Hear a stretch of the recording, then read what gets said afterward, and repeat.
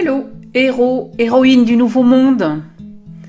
J'ai déjà expliqué dans une autre vidéo comment être gracié, comment être libéré du karma planétaire, comment être allégé de la souffrance, grâce à la compassion et au respect de son prochain le plus humble, nos frères animaux. Ici, je te raconte une histoire très simple, une anecdote, sans preuve scientifique, avec placebo et essais randomisés. Une histoire qui se passe dans le secret du cœur.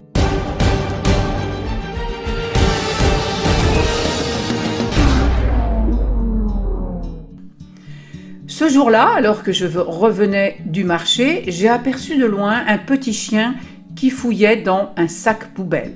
Je me suis dit que c'était mauvais signe, qu'il devait être abandonné ou négligé, et que le quartier était très dangereux pour lui à cause de l'importance de la circulation automobile. Quelques jours plus tard, dans le même quartier, je croise à nouveau le petit chien, mais il file à toute vitesse, de peur que je l'attrape.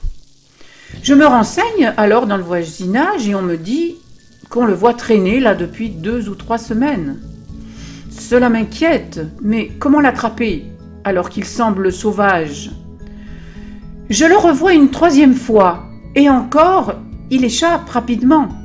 Mais je m'aperçois qu'il est maigre, que son poil est terne et qu'il est stressé. Et là, ça me fend littéralement le cœur. J'éprouve une grande tristesse devant mon impuissance à le secourir. Ça pleure dans mon cœur. Il m'a touchée au plus profond. Est-ce sa souffrance que je ressens, sa solitude? Probablement. Mais là, faute de moyens concrets pour être efficace, j'implore l'ange. L'ange ou la fée, c'est identique. Il représente les messagers du monde de tout possible. J'implore la grâce pour le petit chien, je fais un vœu, un souhait pour lui, et je me pose la question, comment faire? Alors je pense que je devrais me promener avec des biscuits peut-être dans mon sac pour l'attirer. Le surlendemain, je sors pour une course rapide sans penser à prendre de la nourriture. Mais à quelques rues de chez moi, c'est une rencontre cœur à cœur, les yeux dans les yeux. Je m'approche, il ne bouge pas d'un poil. Alors je le prends et je l'emmène chez moi.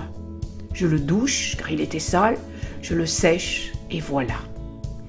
Un nom pour lui m'est venu comme une évidence. Je l'appelle Petit Prince. Ça lui va si bien. Quelques jours plus tard, je repasse dans la rue où j'ai trouvé Petit Prince et je m'aperçois que cette rue, elle s'appelle Antoine de Saint-Exupéry. Mais n'est-ce pas lui qui a écrit « Tu es responsable pour toujours de ce que tu as apprivoisé » ? Les animaux, ils n'arrivent pas dans notre vie par hasard. Ce sont de véritables rencontres. Si Petit Prince n'a plus peur de moi, c'est parce que la magie de l'amour, ça supprime la séparation entre les êtres vivants et les animaux, ils sont très forts pour ça, car ils ne sont pas sensibles. Non, ils ne sont que sensibilité. Ce petit chien abandonné a senti qu'il pouvait me faire confiance. La communication s'est établie, la communion même s'est installée. Les animaux gardent notre cœur vivant. Renier la dignité de la créature animale, c'est renier l'humilité de la créature humaine. Moi, depuis ma plus tendre enfance, je recueille les animaux que je trouve abandonnés ou blessés sur mon chemin. Je fais de mon mieux pour leur redonner une vie digne, en accord avec leur espèce, évidemment. Et ils me le rendent bien, au centuple.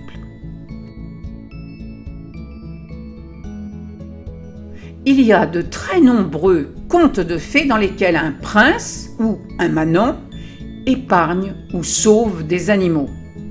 Et à chaque fois, ils sont immensément récompensés et secourus dans leurs épreuves, car cet animal était la fée elle-même, incarnée dans une forme inattendue et improbable. Si vous ne me croyez pas, il faut essayer de suivre votre cœur envers les animaux en laissant de côté les habitudes de penser qu'ils sont inférieurs et ne méritent pas pleine considération. Leur cœur est pur, quoi qu'ils fassent selon leur nature, car ils sont innocents. Alors pour finir, une devinette. Savez-vous pourquoi les chiens particulièrement sont si généreux?